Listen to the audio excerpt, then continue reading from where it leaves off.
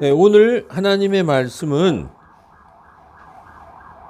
베드로전서 2장 1절에서 11절 말씀입니다. 우리가 쭉 읽었는데 이 말씀은 사도 베드로가 소아시아 지역에 널리 흩어져 있는 자기의 동족 이스라엘 백성들 유대인들에게 고난 중에 있는 그 유대인들에게 보낸 서신이에요. 왜 그렇게 멀리 떨어져서 이방 땅에 이렇게 나그네로 살게 되었는가? 예수님을 믿는다는 그 이유로 동족들에게 굉장히 핍박을 받았어요. 유대교, 그 모세오경을 믿는 그 유대교, 그 사회에서 살 수가 없었죠. 예수님을 믿는다는 이유로 그들은 그냥 그래 뭐 꼭 예수님을 믿어야 되나 뭐 율법 지키고 우리 조상들이 믿었던 대로 살아도 그건 받겠지. 그리고 그냥 그 사회에 안주한 게 아니라 이 복음 때문에 자기의 부모로부터 살던 땅을 떠나서 그 베드로전서 1장에 보면 이렇게 써 있어요.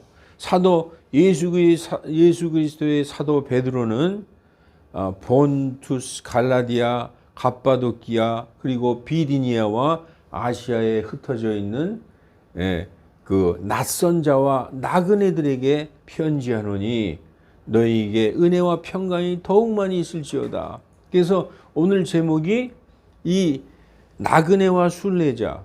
그래서 원래 strangers 그러니까 이방인이죠.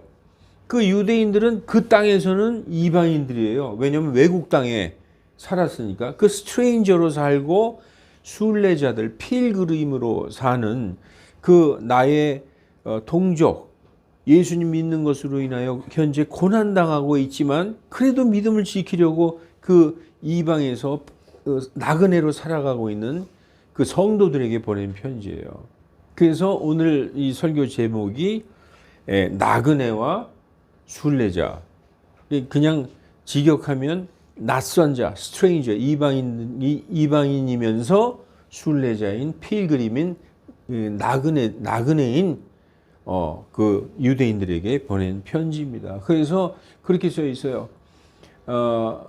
하나님께서 너희를 택하심을 아노라. 그리고 성령의 성결케 하심으로 순종함과 예수 그리스도의 핏부림에 이른 자들에게 편지하노니. 그러니까 예수 믿고 구원받은 나의 동족 이스라엘 사람들에게 지금 이방 땅에서 그렇게 나그네로 살아가는 동족 그 유대인들에게 보낸 편지라는 것입니다. 그러면서 뭐라고 얘기하냐면 그 베드로전서 1장을 보면은 너희가 그 마지막 날에 이를 구원에 이르도록 너희 믿음으로 말미암아 하나님의 보호하심을 입었느니라 이렇게 말씀하고 있어요. 이미 구원받았는데 마지막에 이를 구원? 이건 뭐냐면 휴거를 얘기하는 거예요. 예수님이 재림하실 때 마지막 구원의 완성, 몸의 구원. 그래서 마지막 때 드러날 구원에 이르도록 너희 믿음으로 말미암아 어떤 고난 가운데서도 하나님의 보호하심을 입었느니라. 너희가 지금은 비록 잠시 너희에게 있는 이 고난, 이 시련으로 인하여 너희가 잠시 눌림을 받지만 불로 연단받는 것 같은 너희의 믿음의 시련이 사라질 금보다도 훨씬 더 귀하게 되어서 너희가 우리 주 예수 그리스도께서 오시는 날에 영광과 존귀를 받게 하려 함이니라. 이렇게 쫙 얘기하고 있어요. 어떻게 보면 굉장히 마음이 찡한 얘기죠. 정말 이방 땅에서 오직 예수 그리스도의 이름으로 인하여 이렇게 나그네처럼 살아가는 그 성도들이 이 편지를 봤을 때 아마 눈물 많이 흘렸을 거예요. 그러면서 너희가 이 구원받은 것은 음이나 금같이 썩을 것으로 받은 것이 아니라 오직 살아있는 하나님의 말씀으로 된 것이니라. 너희가 예수 그리스도를 보지 못하였으나 사랑하는도다. 지금도 그분을 보지 못하나 그분을 믿고 영광이 가득한 이루 말할 수 없는 기쁨으로 즐거워하노니 너희 믿음의 결말 곧 너희 혼의 구원을 받았습니다. 이렇게 베드로전서 1장에 쫙 얘기하고 있어요. 그러면서 2장에서 뭐라고 얘기하고 있느냐? 구원받은 너희 그리스도인들, 나의 동료들, 너희는 어떻게 살아야 될 것이냐? 이것은 우리에게도 동일한 말씀이에요. 왜냐? 우리는 어떻게 보면 지금 사도 베드로가 편지를 보낸 그 해외에서 나그네로 살아가고 있는 유대인들은 우리와 지금 똑같은 입장이에요. 우리는 이 땅이 우리가 영원히 살 곳이 아니에요. 어떻게 보면 이 땅에서 우리는 나그네라는 거예요. 그리고 이 땅에서 우리는 이방인이에요. 이 땅에서 우리는 스트레인저예요. 우리의 그러면 진짜 고향, 우리가 정말 가서 안주해야 될 우리의 집은 어디냐? 하늘이라는 것이죠. 그렇게 볼 때 이 땅은 우리는 스트레인저예요. 나그네요. 여기는 순례자. 순례자는 뭐냐? 지나가는 길이라는 거예요. 예. 믿지 않는 사람들은 이 땅이 영원할 것으로 생각해서 여기에 뿌리를 내리고 정착하려 하지만 믿는 자들은 우리가 이 땅이야말로 바로 나그네와 순례자처럼 살아가야 된다 하는 것을 이 말씀에서 보여주고 있는 것입니다. 그래서 뭐라고 시작하느냐? 하나님께서 세상을 말씀으로 창조하셨듯이 이 모든 세상은 말로 이루어졌어요. 이 지금 베드로전서 2장 1절에 보면 그러므로 모든 악의와 모든 교활함과 위선과 시기와 모든 비방하는 말을 버리고 예수님 믿고 구원받은 성도들에게 이렇게 권면하는 거예요. 우리가 이렇게 살아야 되지 않겠느냐. 가장 중요한 게 뭐예요? 성도들에게 가장 중요한 거 1번은 입의 말이라는 거예요. 입의 말. 그래서 구원받은 그 동족 크리스찬들에게 이렇게 말씀하고 있습니다. 그러므로 모든 악의와 모든 교활함과 위선과 시기 비방하는 말을 버리라. 네, 세상은 말로 이루어져 있죠. 말로 사람을 죽이기도 하고 말로 사람을 살리기도 하고 또 말 한마디로 자기 생명을 구하기도 하고 천냥빚을 갚기도 합니다. 운명이 바뀌기도 해요. 이 말이 얼마나 중요한지 모르겠어요. 요즘에 그 대선 후보들이 말을 어떻게 하느냐에 따라서 정말 국민들의 마음을 얻는 거예요. 정치 이런 거 다 말이에요. 말을 어떻게 정말 국민의 마음에 닿게 하느냐. 말에 달려 있습니다. 입에서 나오는 말이 거의 모든 것을 결정짓는다 해도 과언이 아닙니다. 사람의 마음은 뭘로 얻어요? 말로 얻는 거예요. 말로. 그래서 눈으로 보는 것보다 어쩌면 귀로 듣는 것이 더 중요할지 모릅니다. 성경은 뭐라고 얘기하고 있느냐? 믿음은 들음으로 온다. 예. 그래서 이 듣는 거, 말하고 그 말을 듣는 거. 보고 믿는 것이 아니라 하나님의 말씀을 들음으로 믿음이 온다라고 성경이 말씀하고 있어요. 한 사람의 믿음과 인격과 생각은 그 입에 그 사람의 말에서 알 수 있습니다. 그리스도인들의 입은 어떨까요? 그리스도인들이 입을 열어 말을 할 때 오늘 본문 2장 1절에서 사도 베드로는 이렇게 얘기해요. 그러므로 모든 악의와 교활함과 위선과 시기와 비방하는 말을 버리고 성도들끼리 서로 믿는 사람들끼리 서로 비방하고 시기하고 싸우고 그래서는 안 된다는 것이죠.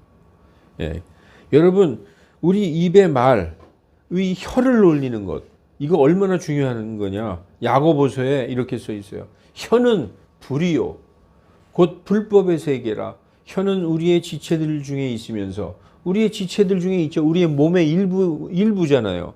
우리 몸의 일부지만 온 몸을 더럽히고 본성의 행로에 불을 붙이되 지옥불로 붙이느니라.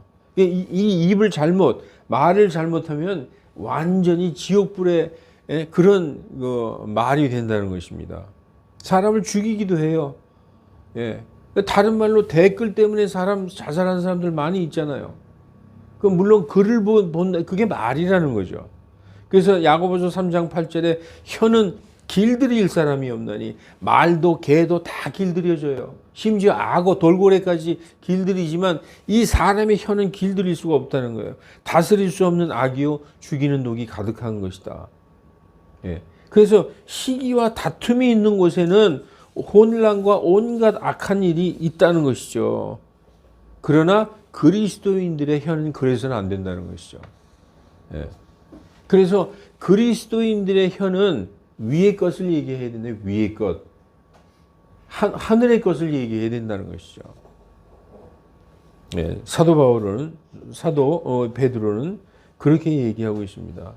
그래서 이 화평한 말, 부드러운 말, 선한 말, 이런 말을 해야 된다는 거예요. 그 모든 성령의 열매의 시작이 화평한 말, 거기에서 씨가 뿌려진다라고, 야고보서 3장 18절, 의의 열매는 화평케 하는 자들의 화평 안에서 그 씨가 뿌려지느니라, 이렇게 말씀하고 있는 것입니다. 상대가 악하게 말하고 심하게 말해도 우리는 부드럽게 여유 있게 그렇게 말해서 싸우지 말아야 된다는 거예요. 그래서 사도 베드로가 그런 말씀을 하신 것입니다. 우리는 인성교육이라는 말을 많이 듣죠. 인성교육. 우리나라처럼 부모의 교육열이 높은 나라는 없을 거예요. 자기를 희생해서 자식들을 가르치고 어려서부터 학원에 보내서 좋은 교육을 받게 하려고 정말 허리가 휩니다. 그런데 아이들은 자라면서 인성이 아주 실망스럽게 이렇게 형성되는 경우를 많이 보죠. 인성교육이 제대로 안 돼서 그런다라는 말들 합니다. 예. 옛날에는 유교의 그런 도덕, 삼강오륜 이런 거, 유교적 도덕을 어려서부터 가르쳤어요. 인간의 도리를 가르치고 그랬습니다. 저 어렸을 때만 해도 그랬어요. 그런데 어느 순간에 핵가족이 되면서 집안 어른들 눈치 보지 않고 아이들 해달라는 대로 다 해주는 것이 최고의 사랑으로 오해하기 시작하면서 지금은 어린아이들에게 너 그러지 마라 하고 나무라면은 어른들이 잘못하면 봉변당하는 그런 시대로 변했습니다. 우리 어릴 때는요, 동네 어른들 보면은 인사하고 담배 피다가도 숨기고 그랬어요. 여러분, 제가 꼰대가 돼서 이런 얘기 하나요? 여러분, 학원에 한 달에 수백만 원씩 내고 공부해서 인성교육 좋아집니까? 그건 기능교육이죠. 기능교육. 인성하고 전혀 상관없죠.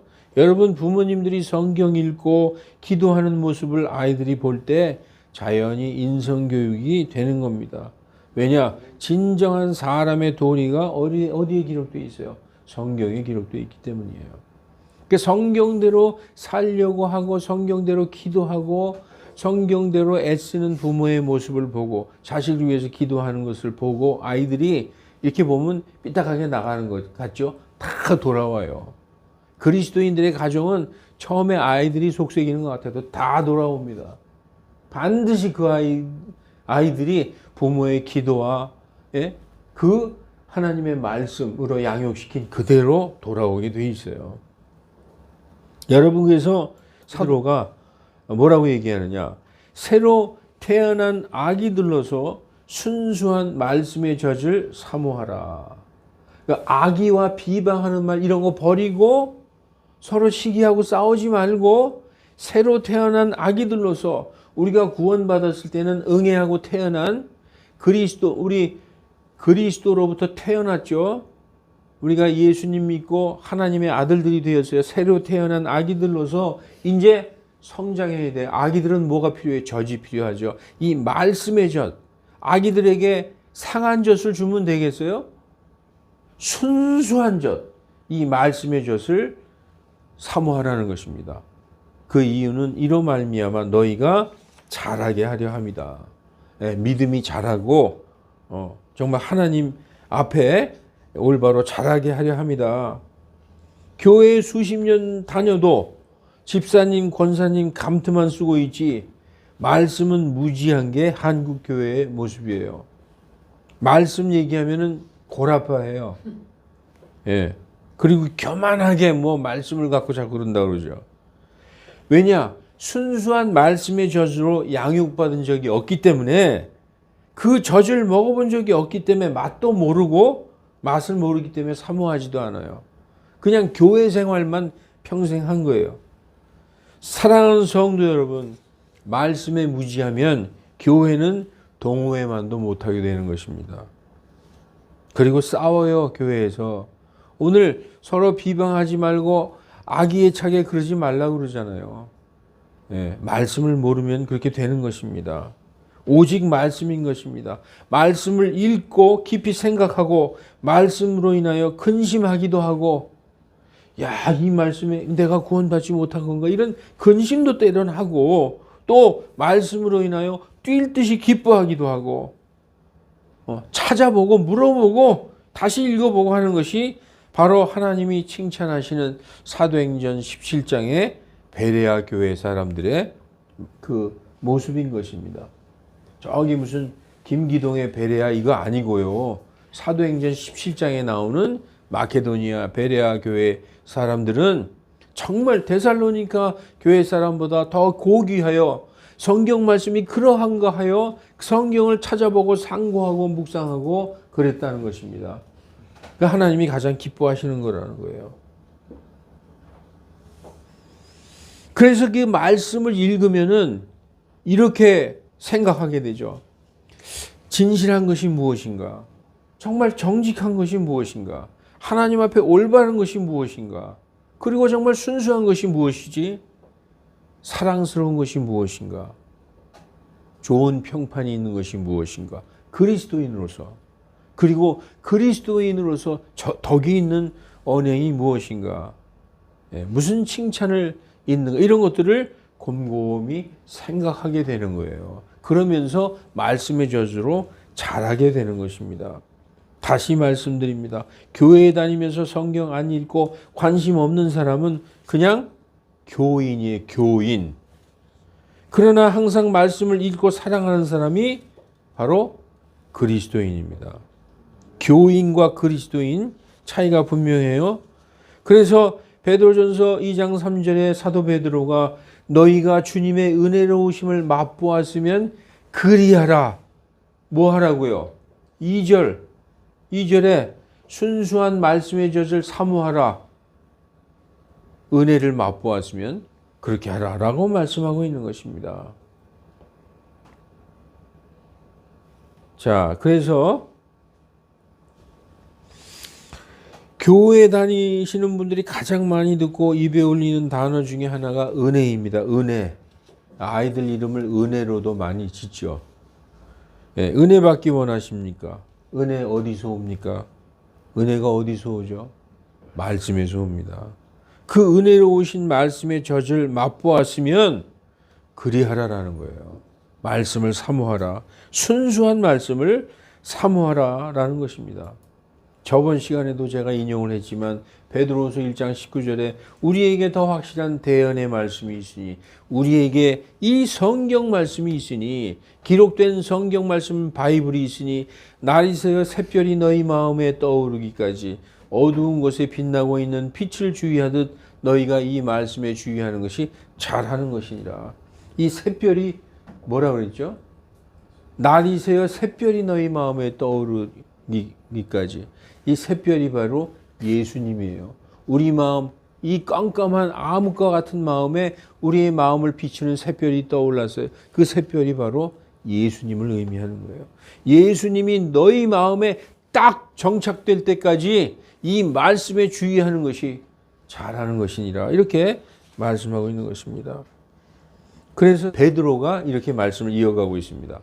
2장 4절 5절에 사람에게는 정령 거부되었으나 하나님께는 택하심을 입은 보배로운 산돌이신 주님께 나아와 너희도 생기 넘치는 돌들로서 한 영적인 집으로 든든히 건축되고 예수 그리스도로 말미암아 하나님께서 받으실 영적 희생물을 드리는 거룩한 제사장들이 되었도다. 이 놀라운 말씀을 하고 있는 것입니다. 사도 베드로는 우리의 정체성에 대해서 가르쳐주고 있어요. 그 이방 땅에서 나그네로 지내면서 믿음 때문에 예수 그리스도의 이름 때문에 그 해외에서 고생하는 그 성도들에게 너희가 누구냐? 너희는 너희의 정체성, 아이덴티티. 예, 너희는 하나님께서 받으실 영적 희생물을 드리는 거룩한 제사장들이다. 결론적으로 우리도 이 시대에 예수님 믿고 구원받은 우리도 거룩한 제사장들이 되었다라고 말씀하고 있어요. 될 예정이 아니라 이미 된 거예요. 우리는 다 제사장들이라는 것입니다. 구약의 제사장들은 예루살렘 성전에서 백성들을 대신해서 하나님께서 제사 지내는 일을 전적으로 담당했어요. 그래서 제사만 지내는 지파가 따로 있었죠. 그 지파가 유대 그 야곱의 12아들 중에서 레위 지파, 그 제사장 지파예요. 그 제사장들은 레위 지파만 될 수 있었죠. 그래서 그 레위 지파 제사장들이 하나님께 제사 지내는 일을 전적으로 담당했어요. 어디에서? 예루살렘 성전에서. 백성들이 죄를 범하면 짐승을 죽여서 양이나 염소나 소나 이런 걸 죽여서 그 피로 백성의 죄를 속하는 일을 담당하는 제사장은 하나님과 백성 사이에 중재자였어요. 중개인이요, 중개인. 우리가 하나님에게 직접 나가지 못하니까 하나님과 백성 사이에 중개인, 중재자 역할을 제사장이 했다는 것입니다. 그러나 예수님께서 부활 승천하신 이후, 즉 신약의 모든 성도들은 더 이상 구약의 제사장이 중간 역할을 해줄 필요 없이 구원받은 성도가 직접 하나님 앞에 직접 나가서 이제는 짐승의 피가 아닌 누구의 피로? 지금도 살아계시는 우리 마음속에 흐르고 있는 예수님의 십자가의 보혈을 의지해서 하나님께 직접 나가는 제사장들이 되었다라고 선언하고 있는 것입니다. 우리가 지금 베드로전서 1장에 보면은 예수 그리스도의 피뿌림에 이른 자들에게 편지하노라 이렇게 말씀하고 있어요. 예수 그리스도의 피가 그들의 양심과 혼에 뿌려졌다는 것이죠. 지금도 그래서 예수 그리스도의 피는 우리 마음, 우리의 혼 안에서 흐르고 있는 살아있는 피라는 것입니다. 그래서 예수님의 십자가의 보혈을 의지해서 하나님께 직접 나가는 중간에 제사장이 필요 없이 우리가 직접 제사장이 되어서 하나님께 직접 나가는 제사장들이 되었다라고 선언하고 있어요. 우리의 아이덴티티, 우리의 정체성, 우리는 하나님께 직접 나가는 거룩한 제사장들이 되었다라고 말씀하고 있는 것입니다. 여러분, 오늘 지금 조금 아까 읽은 이 본문 베드로전서 2장 4절과 5절을 보면 이런 말씀이에요. 예수님은 보배로운 산돌이시다. A living stone이시다. 우리 성도들, 예수님 믿고 구원받은 자들, 유대인이나 우리 같은 이방인이나 모두 다 생기 넘치는 살아있는 돌들이다. lively stones라고 얘기하고 있어요. 그러면 이 예수님이라는 보배로운 돌이 있고 돌들이 있어요. 이 돌, 보배로운 산돌은 머리이고 이 돌들이 연합해서 하나의 영적인 집을 이루었는데 그 한 영적인 집으로 튼튼히 건축되었는데 그게 바로 예수 그리스도의 교회로 세워졌다.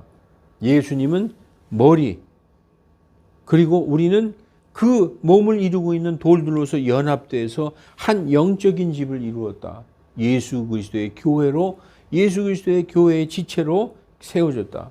그런데 우리가 그래서 하나님께 나가는 제사장인데 구약에는 짐승의 피로 제사를 드렸죠. 짐승의 피를 하나님께 번제단에서 바쳐 올려 드렸어요. 그런데 이제 우리는 그렇게 육신적으로 짐승을 잡아서 희생물을 드리는 게 아니라 영적인 희생물을 드리는 거룩한 제사장들이 되었다라고 말씀하고 있어요. 여러분, 영적인 희생물이 뭘까요? 오늘 사도 베드로는 이렇게 얘기하고 있어요. 너희 입에서 나오는 거룩한 말이다. 그리고 하나님께서 받으실 만한 너희의 거룩한 생활이다. 삶이다. 줄이면 성도의 거룩한 언행. 이것이 하나님께 드릴, 하나님께서 받으실 만한 영적인 희생물이다라고 말씀하고 있는 거예요. 그래서 성도들은 거룩한 언행, 이것이 기본이라는 거예요. 여러분, 예수님은 보배로운 산돌이시죠. 머리이신 예수님.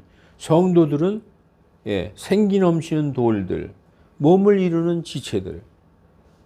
한 영적인 집으로 든든히 건축되었다. 예수 그리스도의 교회로 세워지고 영적 희생물을 드린다. 우리의 거룩한 언행을 하나님이 기쁘게 받으신다. 그 영적인 희생물이라는 거예요. 눈에 보이지 않는 영적인 희생물.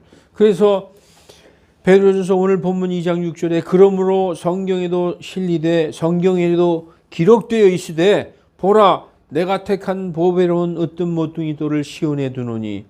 성경 어디에 기록되어 있느냐? 그 이사야서 28장 16절에 기록되어 있어요. 그걸 사도 베드로가 인용하는 거예요. 성경의 이사야서에 이렇게 기록되어 있듯이 보라 내가 택한 보배로운 으뜸 모퉁이 돌을 시온에 두노니. 예수님을 이스라엘에 보내노니 이런 얘기죠. 그를 믿는 자는 부끄러움을 당하지 아니하리라. 여러분, 이 말씀 굉장히 중요한 것입니다. 그를 믿는 자, 하나님이 시온에 보내신 그 으뜸 모퉁이 돌, 그 으뜸 모퉁이 돌을 믿는 자는 부끄러움을 당하지 아니하리라. 이렇게 말씀하고 있어요. 여러분, 우리가 로마서 10장 10절에 사람이 마음으로 믿어 의에 이르고 입으로 시인하여 구원에 이르느니라. 먼저 그 복음을 마음으로 받아들여서 예수님을 믿고 입으로 예수님이 나의 구원자이시고 나의 주님이십니다라고 고백해. 우리 이수자매님도 고백했어요. 저기 그 홍천강에서 주는 그리스도시요 살아계신 하나님의 아들이심을 내가 믿습니다. 구원받은 자들의 고백이죠. 그 성경이 말하기를 로마서 10장 11절에 누구든지 그분을 믿는 자는 수치를 당하지 아니하리라. 이사야서 45장 17절에도 이스라엘은 주 안에서 영존하는 구원으로 구원을 받으리니 너희는 끝없는 세상까지 부끄러움을 당하거나 당황하지 아니하리로다. 너희가 잠시 우상 숭배하고 하나님을 떠났기 때문에 많은 하나님의 채찍을 맞고 고난을 당하였지만 하나님께로 다시 돌아온 너희는 끝까지 세상 끝까지 부끄러움 당하거나 당황하지 아니하리로다. 이렇게 말씀하고 있어요. 여러분, 수치를 당한다, 부끄러움을 당한다, 당황하게 된다라는 말씀은 심판당하여 파멸에 이른다. 다시 말해서 환난에 내던져진다. 또 다른 말로 지옥 간다라는 의미를 가지고 있어요. 여러분, 지옥 가면 얼마나 수치스러워요. 얼마나 당황해요. 지옥에 가면은 뭐 멋있게 차려입을 그런 정신적인 여유도 없어요. 막 뜨거워서 막 타고 있는데 무슨 치장을 해. 아마 막 개구리가 불판에서 튀듯이 그렇게 팔딱팔딱 뛸 거예요. 뭐 점잖게 체면 차리고 그럴 것도 없어요. 수치스러운 거예요. 아마 벌거벗고 뛰어다닐 거예요. 너무 뜨거워서.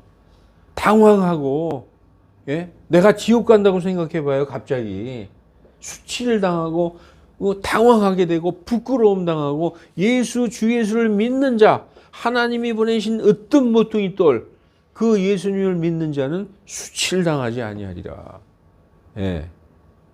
지옥 가는 일이 없다는 것입니다. 예수님 재림하시기 전에 전무후무한 대환란의 시기, 세상이 시작된 이래로 이런 환란이 없었고 그 후에도 없으리라 하는 그 전무후무한 대환란의 시기에 예수님을 믿고 구원받은 성도들은 그 환란 속에서 주님의 지키심과 건져내심의 구원을 맛보게 될 것입니다. 오늘도 베드로전서 1장에서 너희가 마지막 때에 드러날 구원에 이르도록 너희 믿음으로 인하여 하나님의 보호하심을 입었느니라. 딱 말씀하고 있잖아요. 우리는 하나님의 보호하심을 입고 있는 거예요. 우리 혼자 어떻게 해보겠다. 그 불신앙이죠. 하나님이 계신데 우리를 지켜주시고 우리를 환난에서 구원해 주시는.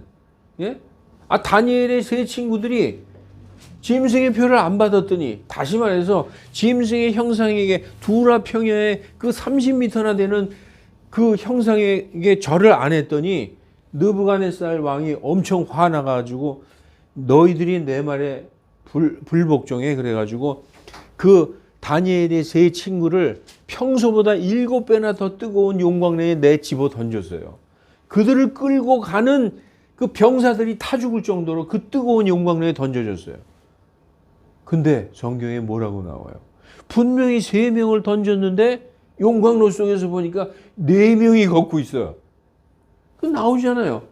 그러면서 그때 성경에서 처음으로 하나님의 아들이라는 그 말이 성경에 나와요. 다니엘서에. 저 한 사람은 마치 하나님의 아들 같도다. 그 용광의 고난, 환난에 던져졌을 때 하나님의 아들 같으신 분이 우리를 지키고 있는 거예요. 사드락과 메삭과 아벳느고가 그 뜨거운 용광로 속에서, 그 용광로는 뭐를 의미하고 있어요? 환난과 고난을 의미하고 있죠. 거기에서 지키시는 하나님. 예? 뭘 자꾸 무섭다고 그래요? 말도 안 되는 거죠. 그래서 두려워하는 자체가 그분의 약속을 믿지 못하는 불신앙의 증거라는 거예요. 속이는 자들, 거짓 교사들이 그때는 준지옥이나 다름없으니, 예? 어떻게 그런 곳의 성도들을 냅두시겠느냐. 예수님이 자신의 신부를 준지옥에 들어가게 하시겠느냐고 성도들에게 두려움을 심어주지만, 믿는 자들은 하나님의 약속을 믿기 때문에 조금도 두렵지 않은 것입니다. 성경 전체에 흐르는 지금 이 하나님께서 우리를 지켜 보호하신다는 그 사상이 이 베드로전서에도 그대로 나타나 있는 거예요. 자, 그래서 베드로전서 2장 7절, 그런즉 그분에게서 믿는 너희에게는 보배로우시나 불순종한 자들에게는 건축자들이 거부한 그 돌이 모퉁이의 머릿돌이 되고, 이렇게 말씀하고 있어요. 또한 걸림돌과 실족해 하는 바위가 되었으니 곧 불순종하여 말씀에 걸려 넘어진 자들에게 이니라. 또한 이들은 그렇게 되도록 정하여졌느니라. 이렇게 말씀하고 있어요. 건축자들이 뭐라고 얘기했어요? 아, 이 돌, 이건 아무짝에 쓸모없어. 내다 버려. 라고 내다 버린, 건축자들이 아무 쓸모없다고 내다 버린 돌이 가장 귀한 The stone of cornerstone. 여기 보면 The headstone of the corner. 모퉁이의 헤드스톤이 됐다는 거예요. 모퉁이의 헤드스톤. 가장 보배롭고 귀한 돌. 으뜸 모퉁이 돌이 되었다라고 성경이 이 precious stone, 귀한 보배로운 돌이 되었다라고 말씀하고 있어요. 여러분, 예수님은 그 건축자들이 내다 버렸어요. 이스라엘 백성들이 이 예수님 필요 없어. 십자가에 못 박아 죽였어요. 그런데 그 십자가에 달려 죽으신 그 예수님이 우리를 구원하시는 가장 귀하신 분이 되었다라고 얘기하고 있어요. 그러나 불순종하고 믿지 않는 자들에게는 뭐가 되셨다? 걸림돌이 되셨다. 즉 말씀이라는 돌에 걸려, 말씀이라는 돌, 예수님이라는 그 반석에 걸려 넘어졌다. 우리에게는 우리를 구원하신 으뜸 모퉁이 돌이요 보배로운 돌, 보배로운 산돌이지만 예수님을 믿지 않는 자들에게는 그 예수님으로 말미암아 걸려 넘어지는, 실족하게 하는 바위가 되었다라고 말씀하고 있는 것입니다. 여러분, 불순종은 불신에서 오는 것입니다. 예수님을 믿지 않기 때문에 불순종하는 거예요. 모든 불신자들은 이 말씀이라는 걸림돌에 걸려 다 넘어지게 될 것입니다. 마태복음에서도요, 누가복음에서도 마태복음 21장 44절, 누가복음 20장 18절에 보면은 그 예수님이 믿지 않는 자들의 머리 위에 떨어져서 그들을 가루로 만들리라, 이렇게 써 있어요. 우리에게는 귀한 돌이고 살아있는 반석이잖아요. 그런데 믿지 않는 자들에게는 그 돌이 그들의 머리 위로 떨어져서 아예 가루로 만드는 그런 무서운 돌이라는 거예요. 심판이 된다는 것이죠. 무신론자들, 과학이라는 이름의 진화론자들, 그 하나님 같은 거 없어. 다 인간은 그냥 어떤 아메바 같은 그런 데서 시작된 거야. 결론은 뭐예요? 그 결론이 뭡니까? 하나님은 없다라고 주장하는 자들이 다 이 바위에 걸려 넘어지게 될 것이라고 사도 베드로는 말씀하고 있어요. 믿는 우리에게는 보배로운 산돌이요, 으뜸 모퉁이 돌이요, 귀하신 precious stone이지만 불신자들에게는 그들이 쓸모없다고 내다 버렸어요. 그 돌이 바로 그들을 심판하실 그들의 머리 위로 떨어져서 산산조각 내실 심판의 돌이 되실 것이다. 그들은 그렇게 되기로 정해졌다라고 말씀하고 있습니다. 오늘 본문 2장 9절 그러나 이게 굉장히 은혜로운 말씀이 나오죠. 너희는 택함을 받은 세대요 왕이자 제사장들이요 거룩한 민족이요 특유의 백성이니 이는 너희를 어두움에서 불러내서 자신의 놀라운 빛으로 들어가게 하신 분의 찬양받을 이유들을 너희로 하여금 밝히 보여주게 하려 하심이라. 우리 선택된 자들, 예수님 믿고 예수님 안에 있는 자들, 그래서 하나님이 이 시대에 우리를 부르신 자들, 이러한 자들은 하나님이 우리를 통하여 경배받고 찬양받으시기 위해서 오늘 대표 기도에서도 그런 말씀해 주셨죠. 우리를 통하여 하나님이 찬양과 경배받기 위해서 우리를 창조하셨어요.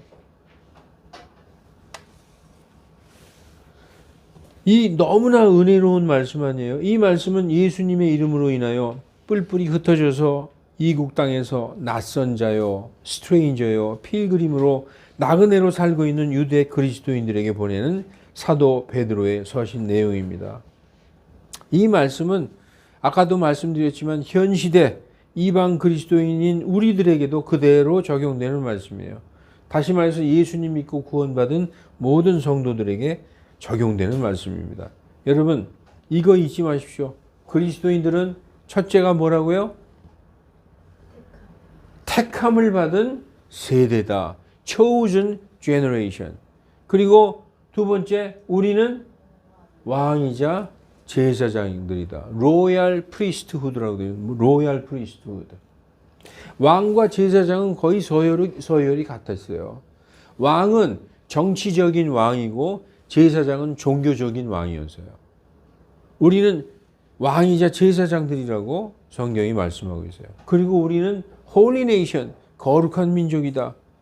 그리고 우리는 특유의 백성이다. Peculiar people. 이렇게 그리스도인들에 대해서 힘을 주는 바로 이게 은혜 아닙니까? 저는 이 말씀을 듣고 굉장히 놀라운 말씀이구나. 우리가 왕이자 제사장들이라고 말씀하고 있구나. 라고 이 말씀을 들을 때 큰 은혜를 받은 적이 있습니다. 여러분 이제 말씀을 정리하고 마치겠습니다. 두 줄만 더 읽고 베드로전서 2장 10절 지나간 때에는 너희가 백성이 아니더니 이제는 하나님의 백성이요 긍휼을 얻지 못하였더니 이제는 긍휼을 얻었느니라. 이렇게 말씀하고 있어요. 이거 누구에게 하시는 말씀일까요? 유대인들에게 하시는 말씀이에요. 유대인들이 이거 말씀이 이해하기 힘들죠. 백성이었는데 분명히 지나간 때에는 하나님이 북이스라엘이 너무 우상숭배에 쩔고 하나님에게 불순종하니까 호세아서에서 뭐라고 말씀하시느냐. 너희는 로루하마다. 루하마는 은혜, 긍휼을 받을 자라는 뜻이요. 긍휼을 받을. 근데 로라는 부정접두어를 사용을 붙임으로써 긍휼을 받지 못할 자들, 로루하마라고 얘기했어요. 그리고 너희는 로암미다라고 얘기하셨어요. 호세아를 통해서. 암미는 내 백성이다. 근데 부정접두사 로를 붙여서 너희는 내 백성이 아니야. 더 이상. 왜냐? 너희들은 나를 배신했어. 너희들은 간음한 자들이야. 남편인 나를 버리고 다른 남자와 간음해서 우상을 섬겼다는 얘기예요. 더 이상 너희는 긍휼 받지 못할 백성들이요 너희는 내 백성이 아니다. 로루하마 로암이라고 그랬어요. 그래서 북이스라엘은 하나님의 진노하심으로 말미암아 BC 722년에 아시리아에 의해서 완전히 멸망당했죠. 하나님이 이제 그들에게 뭐라고 얘기하고 있느냐. 지나간 때는 너희가 백성이 아닌 로암미였더니 이제는 너희가 나의 백성이다. 그리고 지나간 때는 너희가 로루하마였더니 이제는 긍휼을 얻었느니라. 라고. 왜냐? 모든 불신앙을 해소하는 게 뭐예요? 예수님을 믿고 예수님께 돌아오는 거거든요. 이렇게 말씀하고 있는 것입니다. 예. 그래서 이제 그 이방 땅에서 예수 그리스도라는 이름 때문에 고난을 당하는 자들, 너희가 이제 하나님의 백성이요 하나님의 긍휼을 입은 자들이다, 이렇게 말씀하고 있습니다. 오늘 본문의 마지막 절, 지극히 사랑하는 자들아 내가 낯선 자와 나그네인 너희에게 권하노니. 우리에게도 동일한 말씀이에요. 우리가 바로 낯선 stranger, 그리고 우리가 필그림이잖아요. 예, 혼을 거슬러 전쟁하는 뭐를 멀리하라? 육체의 정욕들을 멀리하라 라고 말씀하고 있어요. 여러분, 지금부터 1분 동안만 잘 들어주시기 바랍니다. 그리스도인들의 딜레마가 여기에 있어요. 그리스도인들의 딜레마가 이 육체의 정욕, 이 육체의 정욕 때문에 날마다 고민하는 거예요. 내가 구원받은 거 맞아? 안 되는 줄 알면서 왜 그랬을까? 이 노래를 계속 부르는 거죠.